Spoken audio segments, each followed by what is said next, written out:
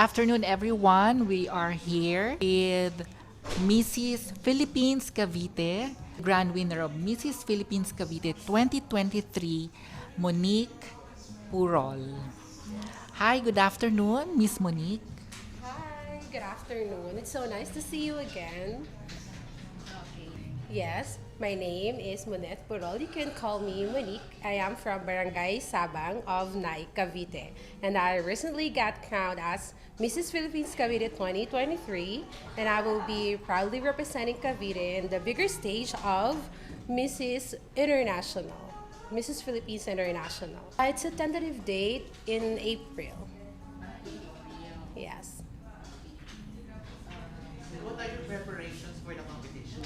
Preparations. I'm starting to form my glam team. As of now, I have my designer, and someone already approached me as my pasarela coach. I haven't really started training yet because the schedule has been hectic. But so far, that's how I'm working on it. And aside from that, I'm also working on myself because I have like appreciate the feedback that I get from people. So I have realized things that I have to work on with myself. I'm very thankful that I have our sponsors and people that supports me like FG Clinic, Anna Ruiz Aesthetic Clinic, and Guta Lodge. So they've helped me with my preparations. You met your co-candidates last December. So how's the experience with Mrs. Philippines International Ball last December? Ooh, that just made it more nerve-wracking, and it's empowering to share the stage with wonderful ladies like them. Like hearing them speak about their advocacies and how well versed they are with what's going on with the society. It's just a proof that women can not only be mothers, we can also be advocates, voice for what we have with the community. Miss Monique, speaking of advocacies, ano ang iyong advocacy? My advocacy is accessible healthcare. I chose that because in the Philippines, being a third world country, healthcare has taken kind of a backseat. When it comes to Filipinos, we would prioritize putting food on our table more than buying medicines. Like if we get a toothache, we'd rather sleep on it than go to the dentist because we don't have much, because life is hard. And that's something that I'd like to change, somehow educate people, contribute to education, to educating them that we should be putting healthcare on top of our priority aside from education or aside from just putting food on our table, because as they always say, and we've been always hearing that since kids, health is wealth. We're here in Miss Universe Philippines Nai. So as a beauty queen, as Mrs. Philippines Cavite, what are your advices for the candidates? I'm overjoyed. When I got the invite, I actually got so thrilled because I've been a Miss Universe fan ever since the reign of Venus Rock. So my advice to the aspiring queens, be yourself, be true to yourself, and somehow we can fake confidence, but we can never fake our character. So just be the best version of you on stage. It can be nerve-wracking, you could feel all the nerves, but you just have to remember that the crown is not the goal. It's just part of the destination. You just have to enjoy the journey, and that's it. Miss Monique, saan ka sa Cavite? I'm from Barangay Sabang. Naik. Oh, I see. Oh, so how many kids you have?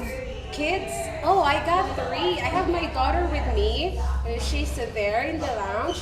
She's 14. My second is a boy, a 9-year-old, and a baby. I got a baby. I see. Okay, so what are you doing right now? Are you into business?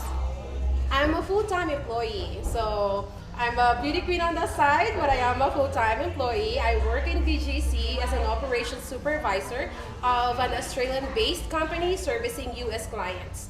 So, as you call it, the BPO, So how long you been preparing on your Mrs. Philippines Cavite journey?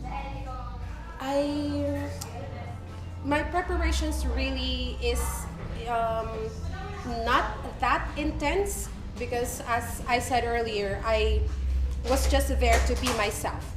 I was not there really to go for the crown. My goal when I joined Mrs. Philippines Cavite was just to be heard, to have a voice, to support my advocacy of accessible healthcare, to meet people, to have a better support system to pursue my advocacy of accessible healthcare, and that's it. So preparations, I would say I have like taken feedback from my co-candidates. Like my personal coaches there were my co-candidates. I have Vati Crystal who have helped me with my walk, little passerella, and also Raquel helped me with my makeup when I don't have a makeup artist at some point. So we were really sisters backstage. So for me, it wasn't a competition. It wasn't really a competition, but more of a sisterhood. So the preparation was like really not for a contest, but to really have a voice for my advocacy. After winning the crown, did you had your homecoming parade? Not yet. I think everyone's busy. So So is there a plan in the future? no schedules. I haven't heard anything yet. This is gonna be my first time meeting Mrs. Cinta Rimulia again after the rain, and I'm very thankful to her. She has been, providing me strong support since day one, since I came to her to represent NAIC for Mrs. Philippines Cavite. She's been there to support me. So now, amidst the busy schedule, when I got tapped for Miss Universe NAIC, of course I couldn't say no to our very dear Mrs. Cinta Remulla. So, yeah. Miss Monique, your advocacy is regarding accessible healthcare. Bakit ito ang napili mong advocacy? Meron ka bang experience regarding this? Experience, well, yeah, here in Sabang, or we just moved in Pagsibol village, and at that time, the community was starting. It was just budding, even the barangay itself.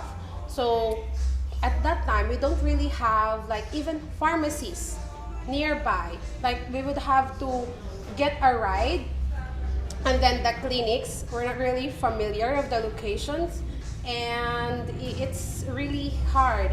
And for me, having a baby, which needs to be immunized, I would have to go to the hospital, which is San Lorenzo, and that's, I'm not sure, like 15 to 30 minutes away from home.